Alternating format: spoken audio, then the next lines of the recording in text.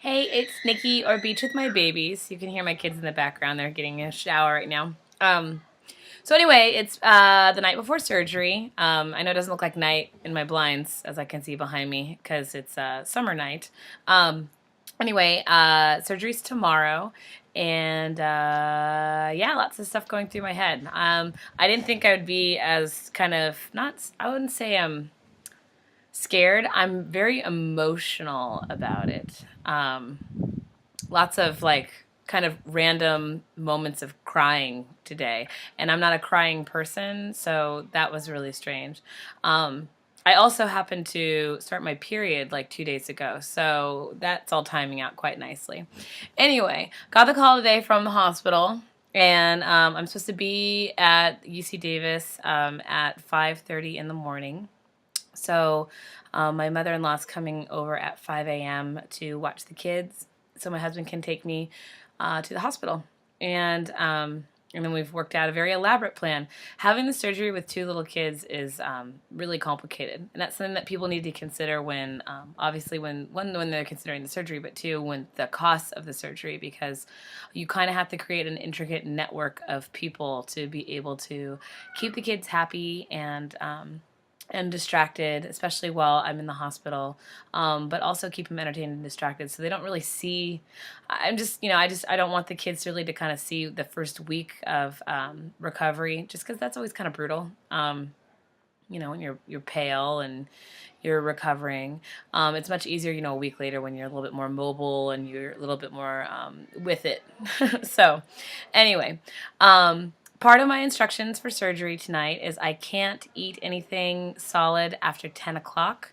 I can still have water and apple juice up to 3 a.m., and then nothing after that.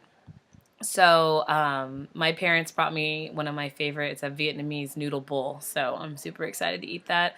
I took my last shower I'm going to be able to have for about a month. My doctor does not encourage or want me to take a shower after. He wants sponge baths only. And I asked and inquired about that because a lot of people, take showers like day 2, day 3. And he basically said that somebody in his practice, not his practice, but a patient of his practice.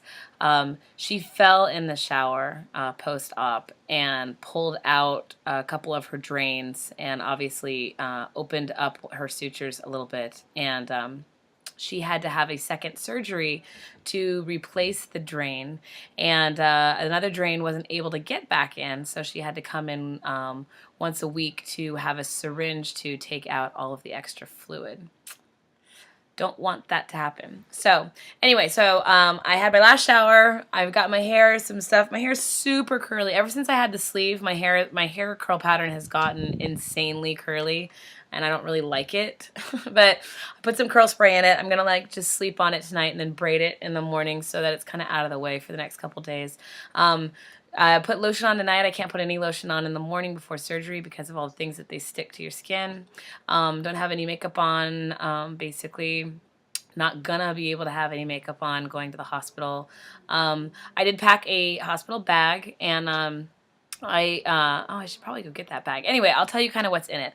I've got slippers, a big 2XL sleep shirt, big nightgown that I had from my first surgery, from my sleeve surgery, that is really comfortable, and I don't mind if I bleed on it. I need to throw it away in the end. That'll be fine.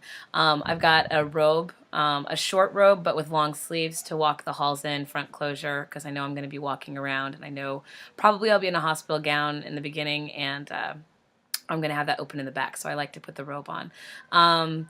The nightgown, I should say, is not really for the hospital. It's more that's my coming home outfit. It's a giant shirt and my robe and my slippers. That's what I'm going to come home in. I'm wearing flip-flops to the hospital, some shoes that have a lot of grip. I got some Reef flip-flops, so I'm going to be putting those on because I can't bend over to put on my shoes afterwards. What else is in I got an eye mask and some earplugs that I use for when I travel, that I love, that I'm going to use hopefully in the hospital to help kind of block out any neighbors or noise that I have. My son's so ticked at my daughter right now. What else do I have? I brought two calorie Life Waters to put in to have to drink. To help hydrate and just give me something different, some clear liquids that are different. I made sure that none of them had any vitamin E in them. They're C boost ones and B vitamin ones. So I have those. I have two protein shakes just because I don't trust the hospitals to give me enough protein. So I have two of my Premier Protein 30-gram protein shakes. I don't know what I'm going to want to eat, but I know that I'm going to get the protein. I see the protein as medicine because I want to heal as fast as possible and I don't want to lose my hair in a month's time. So I'm going to be pretty religious about my protein. So I brought those. I'm going to bring my iPad and my headphones for listening to music or watching Netflix. I have Wi-Fi in the hospital. Obviously, there's the TV in the hospital. What else am I having? As far as cosmetics and things, obviously not a lot, but I do have my Shea Butter hairspray for my curls because I got to keep the frizz down. Gotta look kind of good once I'm all like Frankensteined out. I have my favorite lip balm. I have a rose water face spray to kind of just refresh my face and help hydrate my face. It's all natural, it's just rose water, but it feels good. And my olive oil eye cream that I can also put on my lips. And again, just little things that kind of make me feel more comfortable. And I don't know if I'm going to use them, but they're just it's just little luxury things. What else? Hair ties and a headband because I'm anticipating some serious Afro action going on. And is that it? I think that's about it. Oh, and a couple pairs of underwear, different styles and cuts because I don't know which ones are going to be comfortable or where my scars really are going to be as of now. I mean, I can kind of predict it with my incisions, but it's also going to probably change a little bit once I'm on the table. Other than that, I think that's all that I have in there. I'm trying to think if there's anything else that I packed. No, I think that's it. So those are the things that I'm bringing. Oh, argan oil. I have some of my Josie Moran argan oil that I love that I can put on my hands. I tend to get kind of rashy and dry when I'm in the hospital, so I brought oil and things to put on my hands and stuff. Or I can put on my lips, my eyes, whatever, my hair to tone it down. So those are the things that I'm bringing with me to the hospital. Other than that, nothing. So anyway, yeah, emotional day. Today was also really hard because I had to say goodbye to my seniors. I'm missing graduation, which kind of kills me because I usually teach these kids for 3 years, sophomore, junior, and senior year, and I get really close to my students, not in the creepy way. That sounded awful.